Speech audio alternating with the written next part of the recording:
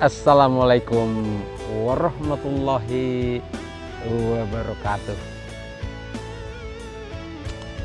Ya, banyak memang taburan petunjuk itu. Tidak tahu tiba-tiba kemarin itu saya rasakan sudah cukup sebenarnya. Loh, lihat itu channel namanya itu Pak, Selendang Biru. Bagus sekali namanya. Channel Selendang Biru, dan ada semacam tagline-nya beliau itu, sahabat sang pencari cahaya. Bagus ya, sahabat sang pencari cahaya. Cahaya itu ilmu ya. Ya, bagus. Ide-ide brilian Putra Putri Ibu Pertiwi. Ada judul di situ, The Man from the East. Jadi The Man from the East itu di bawahnya ada terjemahan pemimpin dari timur. Nah, tapi ini sebenarnya kalau di situ saya lihat ada semacam dia menerjemahkan atau menyampaikan pemahaman beliau tentang ramalan dari Michel Nostradamus, yaitu seorang berkebangsaan Prancis ya. Nah, di dalam video itu beliau menyampaikan pemimpin tersebut akan memimpin pasukannya yang besar untuk menyerang dan menakluki Eropa dan dibantu oleh seluruh umat Islam. Dialah dewa pembunuh manusia, membangkitkan ketakutan kepada manusia tidak terbayangkan sebelumnya. Kemudian dia mendatangi barat melalui Irak. Pemimpin tersebut memerangi, mengalahkan, memasuki Eropa. Dan peristiwa besar inilah yang amat menakutkan setiap hati pemimpin Kristen dan Yahudi. Ia akan dilahirkan dari teluk dan kota tak terukur, lahir dari orang tua yang tak dikenal. Dia akan ingin menghancurkan yang agung, yang dihormati di seluruh Rouen dan Evreux. Itu masih ada lanjutannya sebenarnya, tapi saya ambil intisari di awal saja karena panjang waktunya, nggak cukup kalau mau. Dan juga saya sampaikan ini hanya untuk menyampaikan ke seluruh bangsa Indonesia, tidak untuk sebenarnya menyampaikan apa yang disampaikan oleh orang lain, tetapi saya hanya untuk mengajak mengambil hikmah dari cara pandang, pola pikir, pemikiran, ilmu anak-anak bangsa. Kalau ada yang benar, ayo kita ambil hikmah. Kalau yang masih perlu diperbaiki, diuruskan, ayo kita perbaiki bersama. Begitu dari Selendang Biru.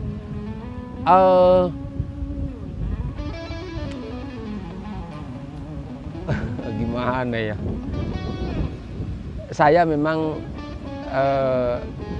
beragama Islam, tetapi saya sebenarnya tidak banyak tahu tentang Islam karena saya tidak pernah sekolah agama, belajar agama juga tidak pernah. Ya samalah, kita belajar agama itu mengiringi perjalanan hidup, mengalir begitu. Di sekolah ada pelajaran agama, ya kita dapat di situ, ada ceramah-ceramahnya orang. Mungkin memang ketika di Banda Aceh, karena Serambi Mekah ya, ya suka dialog-dialog, kita berdiskusi, ceramah-ceramah banyak, ya suka belajar aja. Dan mungkin ketika saya memang begitu cinta terhadap filsafat, psikologi dan tasawuf, ya sedikit banyak mengerti. Tapi kalau seperti yang panjenengan ramalkan ini atau pahami lewat ramalan itu, saya akan memimpin umat Islam menyerang Ya sudahlah, saya tidak mau lanjut. Yang jelas sudah banyak saya sampaikan di awal. Tidak mustahil saya ada keinginan untuk melukai siapapun, menyakiti siapapun. Itu tidak mungkin, itu mustahil. Justru saya yang bersedih. Bapak Pasaribu, seorang Kristiani, melalui tangan beliau saya bisa menulis, bisa membaca. Bagaimana mungkin saya mau memerangi mereka? Kelas 1 SD, guru saya beragama Kristen. Sampai kelas 2, beliau 2 tahun. Di mana saya masih polos, tidak tahu apa-apa. Beliaulah yang pertama menyentuh saya, mendidik saya, mengajari saya. Bagaimana saya bisa membunuh guru saya? Apalagi memerangi, memimpin umat Islam. Itu mustahil. Itu mungkin bagaimana pemikiran-pemikiran kita umat Islam ini, bahkan ada yang mengatakan kalau mereka yang beragama lain itu sebagai kafir. Ini tidak benar, ini tidak benar. Rasulullah, para nabi tidak pernah mengajarkan hal seperti itu. Bahkan Nabi Muhammad SAW di zamannya sendiri sudah berkata, perang hawa nafsu lebih berat dari perang Badar. Saya yakin perkataan beliau ini adalah mungkin pada saatnya dia sudah sadar, sudah menyadari bahwa musuh itu bukan sesama manusia, tetapi ada hawa nafsu yang sangat jahat di dalam diri kita. Inilah yang menggugur kita sehingga bermusuhan. Dan ketika saya mengantar buku Rahasia Iman ke kantor pusat kajian Al-Quran yang dipimpin oleh Quraisy Shihab,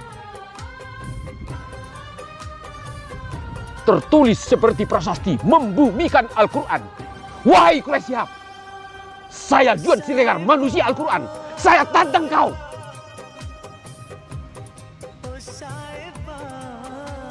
Kalau kau memang benar-benar ahli tafsir, saya tantang kau. Atau kalau tidak berani menerima tantangan saya, hapus, hilangkan kata-kata membumikan Al-Quran. Karena saya hadir di dunia untuk menghidupkan Al-Quran ke dalam dada manusia.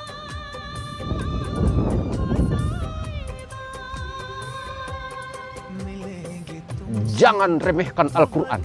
Al-Quran itu jiwa ragaku. Al-Quran itu pedoman hidupku, petunjuk hidupku. Kau berkata mau membumikannya, tahu artinya? Mengemukan sama dengan mengubur, menanam. Makanya tidak berperan apapun dalam kehidupan bangsa. Karena kau Quraisy Shihab. Mungkin Rasulullah Nabi Muhammad SAW di alam sana berderai air mata melihat hasil dari olahan pikiranmu.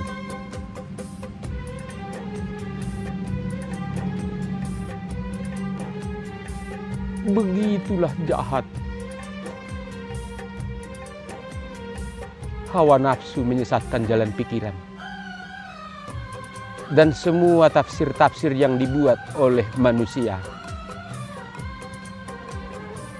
itu adalah pekerjaan yang sangat mungkar dan mungkar. Karena sebenarnya tafsir Al-Quran itu Allah berikan kepada setiap pribadi pada saat dia menuliskan niat suci perjalanan hidup harian membaca Al-Quran. Penafsiran satu ayat mungkin bisa berbeda di waktu yang lain. Saya ketika menulis buku surat Al-Fat ayat 1 beberapa kali menjadi petunjuk, tapi untuk hal yang berbeda. Itulah penafsirannya. Karena Allah yang menjadikan itu petunjuk untuk apa, di waktu kapan. Jadi tafsir Al-Misbah yang kau tulis Quraisy Shihab itu hanya untuk menyesatkan orang lain. Karena tafsirmu pakai sendiri untuk dirimu sendiri.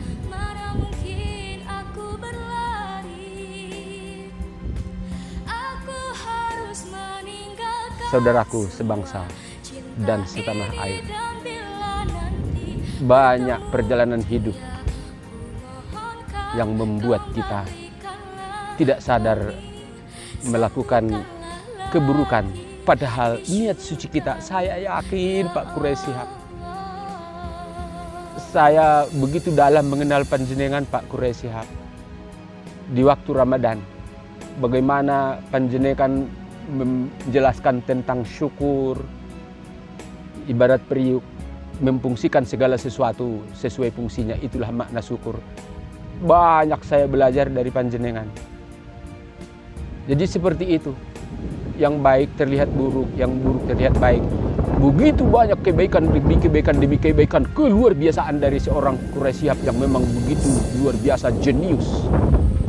Tetapi kita tidak tahu, tidak sadar jalan pikiran yang seperti itu dari mana datangnya. Saya sangat amat berharap ada suatu waktu bisa ketemu dengan panjenengan Bapak Quraish Shihab dan seluruh tokoh-tokoh agama, lintas agama, cendekiawan, semuanya, untuk kita bicara tentang apa itu Al-Quran, bagaimana kehendak Allah terhadap Al-Quran itu. Dan juga seperti yang saya buat di video-video sebelum, ada sejumlah pemilihan kata secara ilmu leksis itu berakibat fatal terhadap peradaban. Itu harus kita perbaiki Pak Quraish Shihab. Mohon berkenan Pak Quraish Shihab, sampaikan kepada semuanya agar kita bicarakan tentang ini.